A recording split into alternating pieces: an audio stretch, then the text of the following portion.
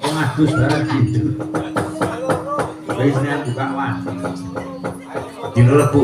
Kalau mau wina tuku ae. Kudu lunga. Kudu lunga.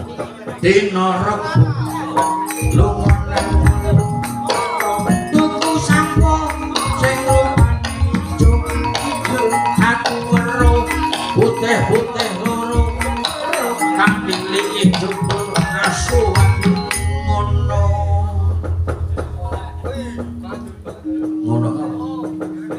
mangani balung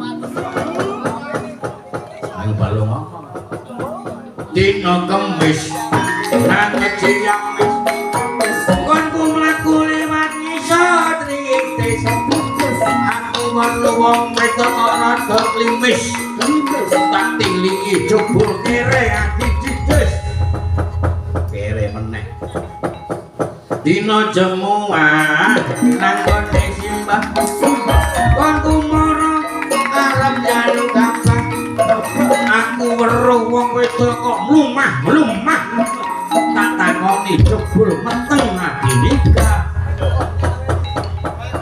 kuwi jenenge wong lanang sing tidak bertanggung jawab jagung bakarane wani tanggung perkarane wani minggate apa wani minggate ora dina Setu nang tuku putu sewu dinehi telu kon mangan nanti mecucu bubar mangan aku terus dina Minggu ora metu-metu dina Minggu ora metu-metu dina Minggu ora metu-metu nganti pedes tapi edan ora lei saru nek lombok nganti kepedesen nanti lama tuh suka ngomong itu ramu gejeran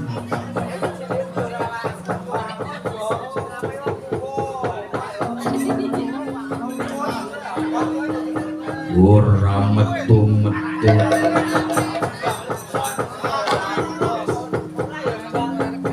bapak melu kowe iki do lerekno aku ki bingung mikir-mikir anakku lanang Petruk gone minggat kirang-kirang ya ngene iki abote dadi wong tuwa terus mikir ke anak bludrek kira iya luwe anak sing ranggih karo pimulange wong tuwa wah ndompong akeh pikir nggih Pak sing contoh Petruk minggat ora pamit wong tuwa monggo ninggal anak bojo aku jane wegah sowan wong katon Amarta mergo lagi susah pikir-pikir anak Bu Petruk nanging kae dalu bendaramu Ndoro Janaka rapuh monggo bendaramu kuwi ngersake supaya ae dhewe sowan nang Katon Amarta iki bakal ana rembug sing wigati rembag nomo rembuge mara bentarang Pandhawa kuwi mergo ngrasake kahanan para Sempata nindakake amung tani tandurane padha katerak apa diterjang karo apa kamangka para kumulahe Joko ngakang ngrasake kahanan kok kaya ngene nanti padha susah pikir nggih Pak kae dalu bendaramu Ndoro Janaka wis disiki ndak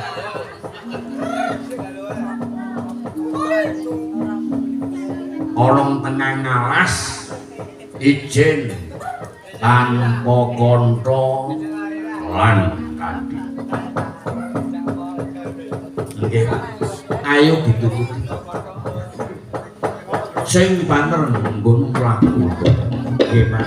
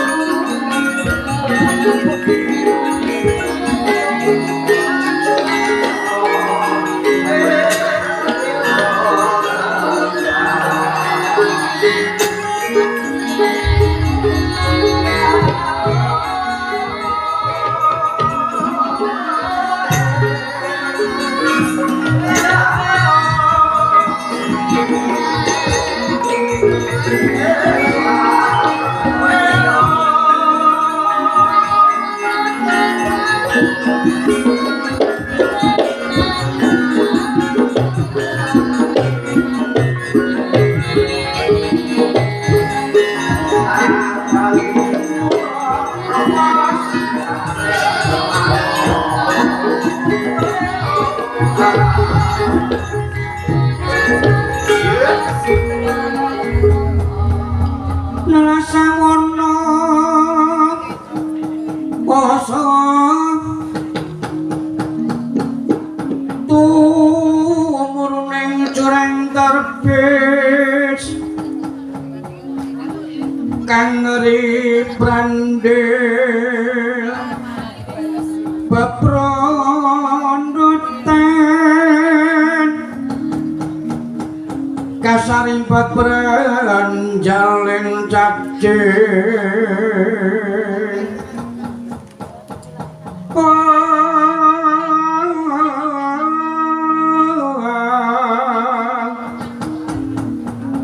mauto sangapeke gumargut sanosaya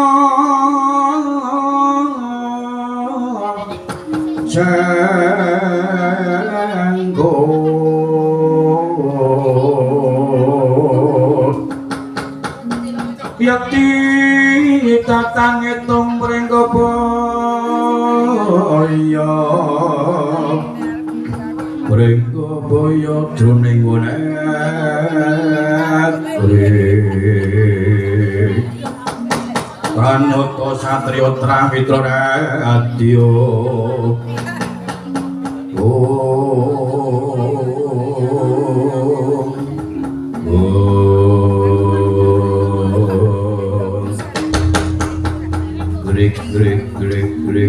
Grik rusak grik rusak katopeng sami Raden Arjuna ana madane ngono dumunung ing denda catur ndodran catur papat kula dirangkung prastawa katopeng samirana kang nempuh Raden Janaka saya gedhe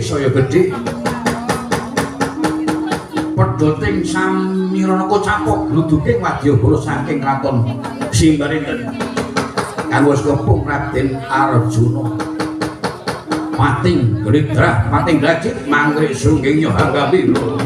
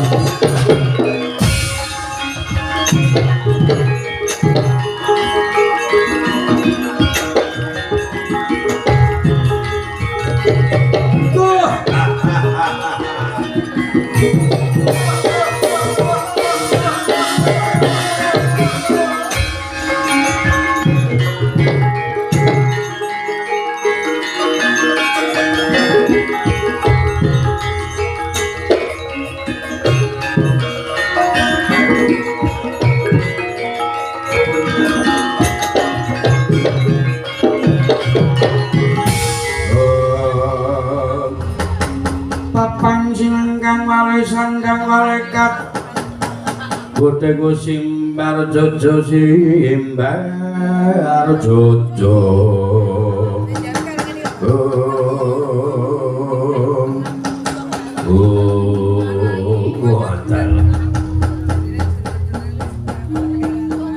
tak sawang saka kaduwen mantra dejane sakso dolanan ngerti ku yen ana dewa sing ngejawantah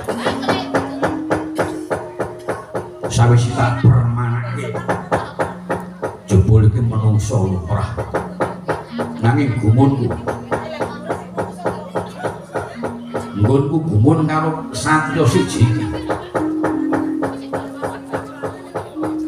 nggone mantra tejane mestine wae iki trengku semua rebesing madu wijining Andratapa boten menggo lur boten dawuh Royal Pati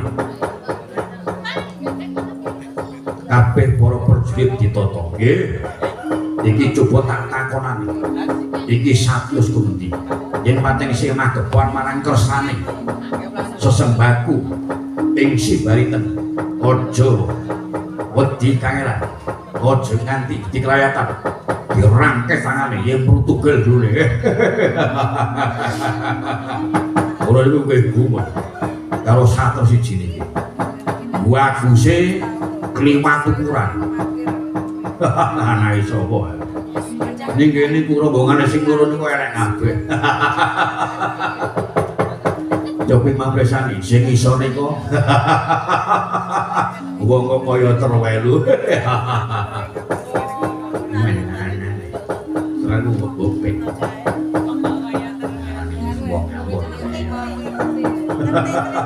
sing guru niku wong kok kaya ketok Andre ape aku kowe kowe kaya terwelu to aku kaya anak Dewi Madrid pengen nek butet ketok Andre ora anak Dewi Madrid kuwi ngono kok kurang ajar wiyah-wiyah kok dipun takoni mawon niki satus kemun lah kok nyolo wadi ana tengah alas monggo sing ngetutke kere-kere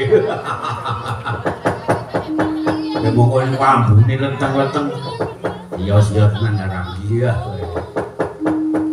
ajar dipun tangu deh satrio mandek kok aku tantakon sapa jenengmu dipinang ayo ngaku satrio aja jeneng kaya watu ning kaya banyu kowe ngaku tinimbang mengko mati tanpa ora satrio kowe ngaku sapa jenengmu satrio aja meneng wae apa kowe bisu kok Den iman bagus ku yen kowe bisu Den lho lah cepane dlewera kang wah sampule nganggo watu rek tenang wae watemu ni anu wis lumayan kaya wagiman pikiran kaya ngono wae meneng ora mau ajare ayo ngaku ayo ngaku jenengmu sapa ya larang dialek ngono kayane nang omah ya ngono kae apa nek nang omah ya ngono kae nang omah karo bojone iki tulung aku jikono wis dah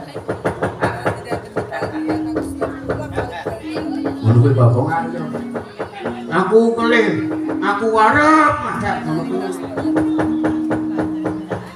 ayo ngaku Den ayo ngaku nolong jane kula iki ono prajurit tangko wilangane ngatos-atos ayo ngaku Den jamak lumrah ono dalam ditakoni gedhe pitakon ono prajurit segelar sepapan tumbak gabat kaya jatingan kaya ngamuk kaya jamuter Wadyabala Songantilan kowe sapa iki Wadyabala Kosimbaritan aku Patih Werksadanu Patih Werksadanu ya Dasaryata sing mburi sapa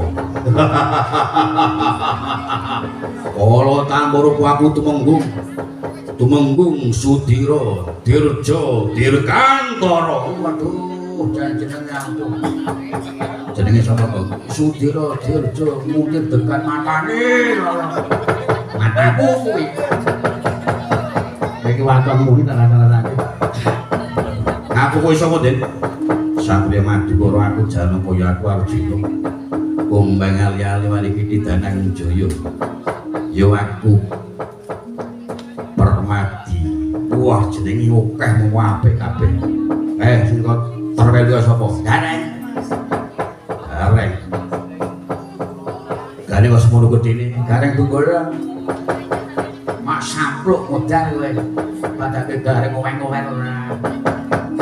Aku kuwi wong kok nek gareng kewan. Sing mburi dhewe kae lho. Sarono aku ah. Nang antile ngono takon karo aku, Mas. Yo. Jenengmu sapa? Wis aku tak wangsulan. Kowe takon karo aku. Yo. Yo takono. Jenengmu sapa? Kowe takon karo aku. Iya. Yo takono. Jenengmu ki sapa? Kowe takon karo aku. Iya. Yo takono. Wah, mewah kowe iki. Jenengmu ki sapa? Oh, takon jenengku. Iya. Jeneng sing nama jeneng sing tuwa. Sing enom sapa sing tuwa sapa? Jeneng sing ning ngene simbok apa ning ngene bapak? Sing ning ngene bapakmu sapa? Sing ning ngene mbokmu sapa? Bapak mara tuwa apa simbok mara tuwa? Ora ngaku-ngaku. Jenengku Mas Bagong. Mas Bagong. Mas Musiran. Mas Musiran.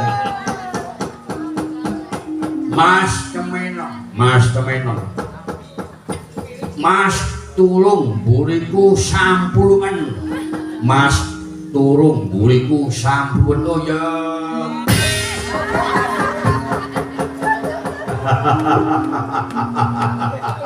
Iya kowe iya. Nyampur aku sakayang iya wong persagi kowe. Titeno ijen do ijen poteng-poteng buangke muti titeno ati gandelik kowe. Main ning delik ora. Satria bagus. Kowe mlaku menyang endi? Ngetutke jumangkeng suku kediping netra kerenteke ngati. Ora ana bacot ae bali, kalau yang bacot ora kowe bacot wani karo aku. Sing tak wedeni apa? Wadalah. Kowe satria klemar tak kapur apendek. Saut bakemu dadi kalah. Aja mlayu lakon ilang nyawamu.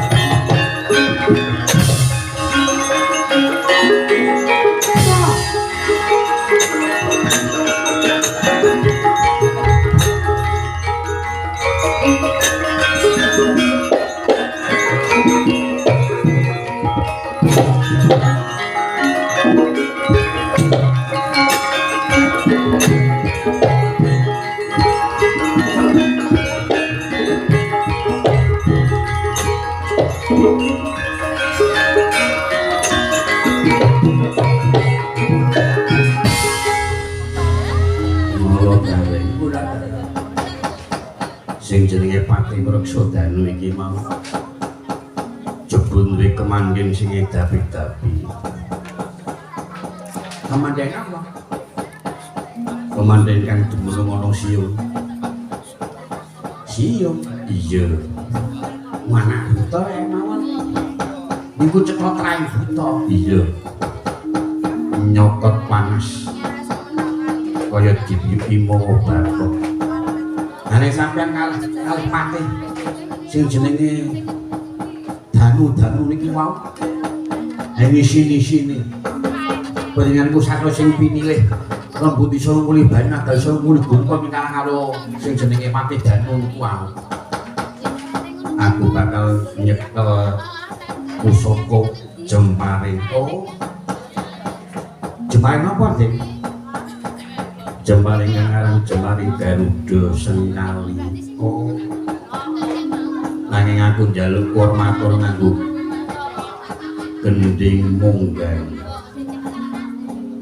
Gending munggah iya. Lan aku njaluk mripatmu tutupa. Aja nganti buru-buru ngembat Jempare. Oh nggih. Kok tutupane mripate? Ngaku satos lho Den iya. Enggal kurmatur nganggo gending munggah. Aku tak nyekel Jempare. Nggih. mengko tak patenane.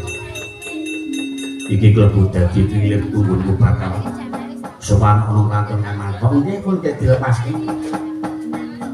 Ong ing ong ing ong ing ong tuwalolo ing ong ing ong ing ong tuwalolo mundur meneh ong ing ong tuwalolo empun darah meneh ong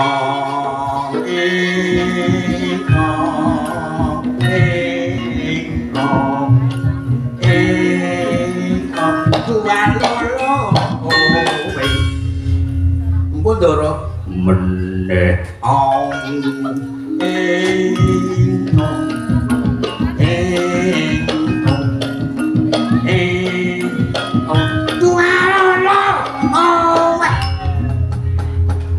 Pondoro meneh ong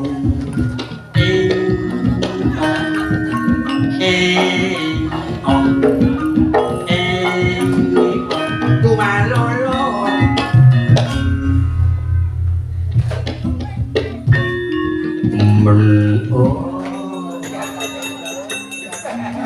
kelihatannya do minggat metu ising ora iya kowe lagi terno kowe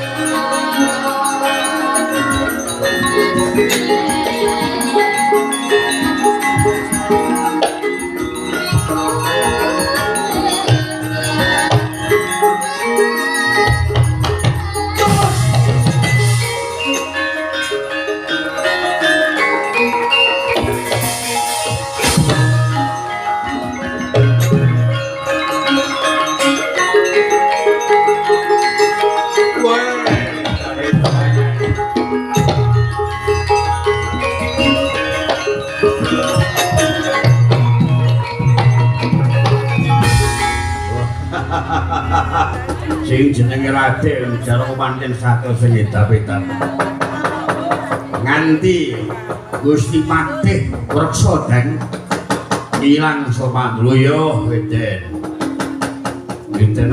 tak aturke ratu Gusti kowe do mlinding dasmu kowe